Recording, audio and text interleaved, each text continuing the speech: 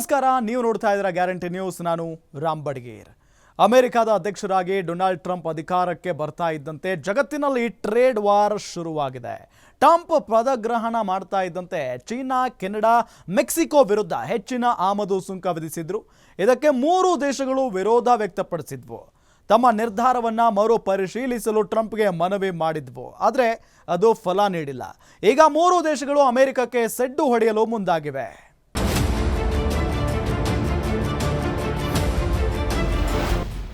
Hamas ದಾಳಿಗೆ ಪ್ರತಿಯಾಗಿ Gaza ಪಟ್ಟಿಯಲ್ಲಿ ಇಸ್ರೇಲ್ ನಡೆಸುತ್ತಿದ್ದ ಯುದ್ಧಕ್ಕೆ ತೆರೆ ಬಿದ್ದಿದೆ. ಉಕ್ರೇನ್ನಲ್ಲಿ ರಷ್ಯಾ ನಡೆಸುತ್ತಿರೋ ಯುದ್ಧಕ್ಕೆ ತೆರೆ ಬೀಳೋ ಸಮಯ ಹತ್ತಿರ ಬಂದಿದೆ. ಇದರ ನಡುವೆ ಜಗತ್ತಿನಲ್ಲಿ ಮತ್ತೊಂದು ಯುದ್ಧ ಆರಂಭ ಆಗಿದೆ.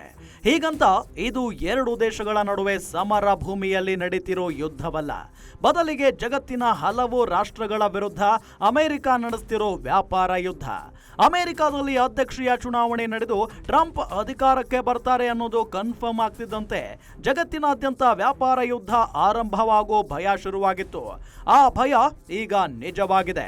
ಹೇಳಬೇಕು ಅಂದ್ರೆ ಟ್ರಂಪ್ ಅಧ್ಯಕ್ಷರಾಗಿ ಅಧಿಕಾರಕ್ಕೆ ಬರ್ತಿದ್ದಂತೆಯೇ ಚೀನಾ ವಿರುದ್ಧ 10% ಹೆಚ್ಚುವರಿ ಆಮದು ಸುಂಕ ವಿಧಿಸಿದ್ರು. ಕೆನಡಾ ಮತ್ತು ಮೆಕ್ಸಿಕೋ ವಿರುದ್ಧ ವಿಧಿಸಿದ್ದ ಹೆಚ್ಚುವರಿ ಆಮದು ಸುಂಕವನ್ನ 1 ತಿಂಗಳು ತಡೆ ಹಿಡಿಯುವುದಾಗಿ ಹೇಳಿದ್ರು.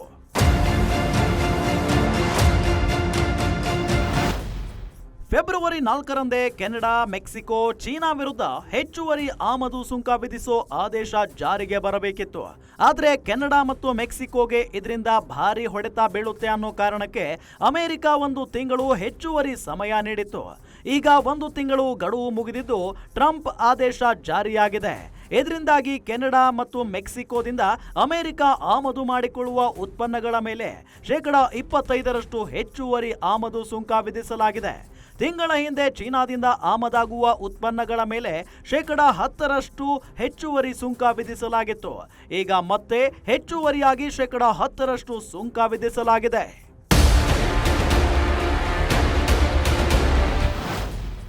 ಅಮೆರಿಕ ಅಧ್ಯಕ್ಷ ಡೊನಾಲ್ಡ್ ಟ್ರಂಪ್ ಪ್ರಕಾರ ಜಗತ್ತಿನ ಬಹುತೇಕ ಎಲ್ಲ ರಾಷ್ಟ್ರಗಳು ಅಮೆರಿಕದಲ್ಲಿ ತಮ್ಮ ದೇಶದಲ್ಲಿ ಉತ್ಪಾದಿಸಿದ ಉತ್ಪನ್ನಗಳ ಮಾರಾಟ ಮಾಡುತ್ತವೆ. ಆದರೆ ಅದೇ ಪ್ರಮಾಣದಲ್ಲಿ ಅಮೆರಿಕದಲ್ಲಿ ಉತ್ಪಾದಿಸಲಾದ ಉತ್ಪನ್ನಗಳನ್ನು ಖರೀದಿ ಮಾಡ್ತಿಲ್ಲ. ಇದರಿಂದಾಗಿ ಅಮೆರಿಕದ ಆರ್ಥಿಕತೆಗೆ ಹೊಡೆತ ಬೀಳುತ್ತಿದೆ. ಅಮೆರಿಕದ ಉದಾರ ನೀತಿಯನ್ನ ಇತರ ದೇಶಗಳು ದುರ್ಬಳಕೆ ಮಾಡಿಕೊಳ್ತಿವೆ. ಇದರ ಪರಿಣಾಮ ಅಮೆರಿಕದ ಉತ್ಪಾದನಾ ವಲಯದಲ್ಲಿ ಉದ್ಯೋಗ ಸೃಷ್ಟಿ ಮಾಡಲಾಗ್ತಿಲ್ಲ. ನಿರುದ್ಯೋಗ ಹೆಚ್ಚೋಕೆ ಇದು ಒಂದು ಕಾರಣ ಅನ್ನೋದು ಟ್ರಂಪ್ ವಾದವಾಗಿದೆ. ಇದಕ್ಕೆ ತೆರೆ ಎಳೆಯಲು ಡೊನಾಲ್ಡ್ ಟ್ರಂಪ್ ಮುಂದಾಗಿದ್ದಾರೆ. ಇನ್ನು ಕೆನಡಾ ಮತ್ತು ಮೆಕ್ಸಿಕೋ ಅಕ್ರಮ ನುಸುಳುಕೋರರಿಗೆ ಆಶ್ರಯ ನೀಡುತ್ತಿವೆ. ಎರಡೂ ದೇಶಗಳಿಂದ ಅಮೆರಿಕಕ್ಕೆ ವಿದೇಶಿಗರು ಅಕ್ರಮವಾಗಿ ನುಸುಳುತ್ತಿದ್ದಾರೆ. ಅಕ್ರಮ ವಲಸಿಗರು ಮೂಲ ಅಮೆರಿಕನ್ನರ ಉದ್ಯೋಗಕ್ಕೆ ಕುತ್ತು ತರುತ್ತಿದ್ದಾರೆ.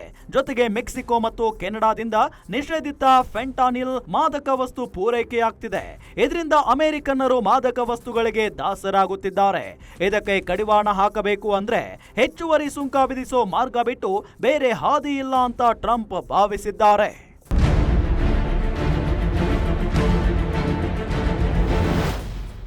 ಅಮೆರಿಕ ವಿಧಿಸಿದ ಹೆಚ್ಚುವರಿ ಆಮದು ಸುಂಕಕ್ಕೆ ಪ್ರತಿಯಾಗಿ ಚೀನಾ ಮತ್ತು ಕೆನಡಾ ಸುಂಕ ಹೆಚ್ಚಳದ ಪ್ರತ್ಯುತ್ತರ ನೀಡಿವೆ.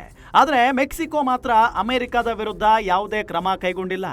ಮೆಕ್ಸಿಕೋ ಅಧ್ಯಕ್ಷೆ ಕ್ಲೌಡಿಯಾ ಶಿನ್ಬುಮ್ ಈ ಕುರಿತು ಪ್ರತಿಕ್ರಿಯೆ ಕೊಟ್ಟಿದ್ದು, ನಮ್ಮ ಬಳಿ ಪ್ಲಾನ್ ಬಿ, ಸಿ, ಡಿ ಎಲ್ಲವೂ ಇದೆ ಅಂತ ಹೇಳಿದ್ದಾರೆ.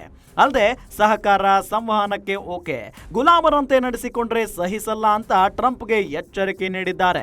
ಅಮೆರಿಕ ಕೆನಡಾದಿಂದ ಆಮದಾಗೋ ಉಕ್ಕು ಮತ್ತು ಅಲ್ಯೂಮಿನಿಯಂ ಉತ್ಪನ್ನಗಳ ಮೇಲೆ ಮುಂದಿನ ದಿನಗಳಲ್ಲಿ ಹೆಚ್ಚುವರಿಯಾಗಿ 25% ಆಮದು ಸುಂಕ ವಿಧಿಸಲು ನಿರ್ಧರಿಸಿದೆ. ಅಮೆರಿಕಕ್ಕೆ ತಿರುಗೇಟು ನೀಡಿರೋ ಕೆನಡಾ ಅಮೆರಿಕದಿಂದ ಆಮದಾಗೋ ಉತ್ಪನ್ನಗಳ ಮೇಲೆ 25% ಹೆಚ್ಚುವರಿ ಸುಂಕ ವಿಧಿಸಿದೆ.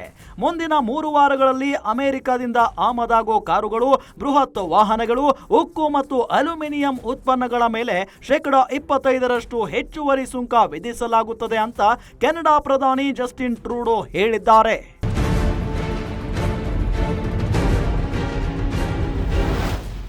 ಚೀನಾ ಕೂಡ ಅಮೆರಿಕಕ್ಕೆ ಸುಂಕ ಹೆಚ್ಚಳದ ಮೂಲಕವೇ ತಿರುಗೇಟು ನೀಡಿದೆ.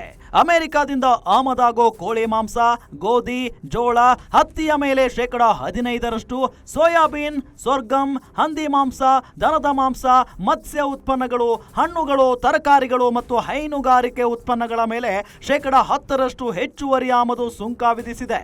ಮಾರ್ಚ್ 10ರಿಂದ ಚೀನಾ ವಿಧಿಸಿರೋ ಸುಂಕ ಹೆಚ್ಚಳ ಜಾರಿಗೆ ಬರಲಿದೆ. ಇದರ ಜೊತೆಗೆ ಅಮೆರಿಕದ 25 ಕಂಪನಿಗಳ ವಿರುದ್ಧ ಚೀನಾ ಆಮದು ನಿರ್ಬಂಧ ವಿಧಿಸಿದೆ. ಫೆಬ್ರವರಿ 4ರಂದು ಅಮೆರಿಕ ವಿಧಿಸಿದ್ದ ಸುಂಕ ಹೆಚ್ಚಳಕ್ಕೆ ಪ್ರತಿಯಾಗಿ ಚೀನಾ ಅಮೆರಿಕದಿಂದ ಆಮದಾಗೋ ಲಿಕ್ವಿಫೈಡ್ ನ್ಯಾಚುರಲ್ ಗ್ಯಾಸ್ ಅಂದ್ರೆ LNG ಮತ್ತು ಕಲ್ಲಿದ್ದಲಿನ ಮೇಲೆ 15% ಹೆಚ್ಚುವರಿ ಸುಂಕ ವಿಧಿಸಿತ್ತು.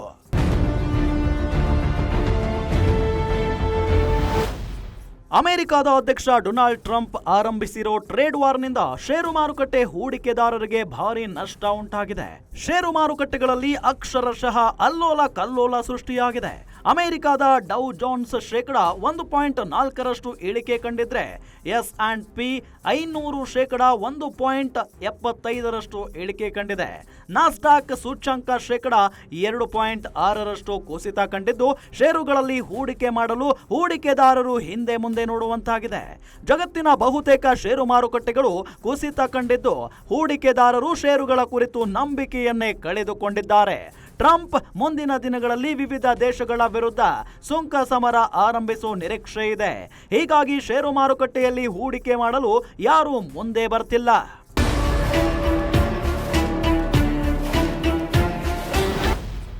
ಡೊನಾಲ್ಡ್ ಟ್ರಂಪ್ ನಡೆಸ್ತಿರೋ ಸುಂಕ ಸಮರದಲ್ಲಿ ಸದ್ಯಕ್ಕೆ ಭಾರತಕ್ಕೆ ಯಾವುದೇ ಬಿಸಿ ತಟ್ಟಿಲ್ಲ. ಆದರೆ ಮುಂದಿನ ದಿನಗಳಲ್ಲಿ ಭಾರತದ ವಿರುದ್ಧವೂ ಸುಂಕ ಸಮರ ನಡೆಸಲ್ಲ ಅನ್ನೋ ಗ್ಯಾರಂಟಿ ಇಲ್ಲ. ಭಾರತದ ಪ್ರಧಾನಿ ನರೇಂದ್ರ ಮೋದಿ ಇತ್ತೀಚೆಗೆ ಅಮೆರಿಕಕ್ಕೆ ಭೇಟಿ ಕೊಟ್ಟಿದ್ರು. ಈ ವೇಳೆ ವ್ಯಾಪಾರ ಒಪ್ಪಂದದ ಕುರಿತು ಚರ್ಚೆ ನಡೆದಿತ್ತು. ಈ ವೇಳೆ ಭಾರತದ ಕುರಿತು ಪ್ರಶಂಸೆ ವ್ಯಕ್ತಪಡಿಸಿದ್ದ ಟ್ರಂಪ್ ಪರೋಕ್ಷವಾಗಿ ಭಾರತಕ್ಕೂ ಸುಂಕ ಹೆಚ್ಚಳದ ಶಾಕ್ ಕೊಡೋ ದಿನಗಳು ದೂರವಿಲ್ಲ ಅನ್ನೋ ಸೂಚನೆ ನೀಡಿದ್ರು. ಭಾರತದ ಪ್ರಧಾನಿ ನರೇಂದ್ರ ಮೋದಿ ದ್ವಿಪಕ್ಷೀಯ ಒಪ್ಪಂದಗಳನ್ನ ತಮಗೆ ಬೇಕಾದ ರೀತಿಯಲ್ಲಿ ಆಗುವಂತೆ ನೋಡಿಕೊಳ್ಳುತ್ತಾರೆ. ಇದರಿಂದ ಭಾರತಕ್ಕೆ ಅನುಕೂಲ ಆಗಿದೆ. ಆದ್ರೆ ಅಮೆರಿಕಕ್ಕೆ ಹೊಡೆತ ಬೀಳ್ತಿದೆ ಅಂತ ಟ್ರಂಪ್ ಹೇಳಿದ್ರು. ಟ್ರಂಪ್ ಆರಂಭಿಸಿರೋ ಸುಂಕ ಸಮರದ ವಿರುದ್ಧ ಹಲವರು ಧ್ವನಿ ಎತ್ತಿದ್ದಾರೆ. ಅದರಲ್ಲೂ ಜಗತ್ತಿನ ಶ್ರೀಮಂತ ವ್ಯಕ್ತಿಗಳಲ್ಲಿ ಒಬ್ಬರಾದ ವಾರೆನ್ ಬಫೆ ಟ್ರಂಪ್ ನಿರ್ಧಾರ ಮೂರ್ಖತನದಿಂದ ಕೂಡಿದೆ ಅಂತ ಹೇಳಿದ್ದಾರೆ. ಇದು ಆರ್ಥಿಕ ನಿರ್ಬಂಧ ಅಲ್ಲ, ಬದಲಿಗೆ ಆರ್ಥಿಕ ಯುದ್ಧ ಅಂತ ಬಫೆ ಹೇಳಿದ್ದಾರೆ. ಹೀಗಾಗಿ ಟ್ರಂಪ್ ತಮ್ಮ ನಿರ್ಧಾರದಿಂದ ಹಿಂದೆ ಸರಿಯುವ ಮುಖೇನ ಜಗತ್ತಿನಲ್ಲಿ ಶುರುವಾಗಿರೋ ಈ ಆರ್ಥಿಕ ಯುದ್ಧವನ್ನ ಕೊನೆಗೊಳಿಸ್ತಾರಾ, ತಮ್ಮ ನಿರ್ಧಾರಕ್ಕೆ ಕಟ್ಟು ಬಿದ್ದು ಯುದ್ಧವನ್ನ ಮುಂದುವರಿಸ್ತಾರಾ ಅನ್ನೋ ಪ್ರಶ್ನೆ ಈಗ ಉಳಿದುಕೊಂಡಿದೆ. Chandramohan, special bureau, guarantee news. ಇದಾಗಿತ್ತು ಈ ಹೊತ್ತಿನ ವಿಶೇಷ. ನೋಡ್ತಾ ಇರಿ ಗ್ಯಾರಂಟಿ ನ್ಯೂಸ್, ಸುದ್ದಿ ಖಚಿತ, ನ್ಯಾಯ ನಿಶ್ಚಿತ. ಗ್ಯಾರಂಟಿ ನ್ಯೂಸ್, ಸುದ್ದಿ ಖಚಿತ, ನ್ಯಾಯ ನಿಶ್ಚಿತ.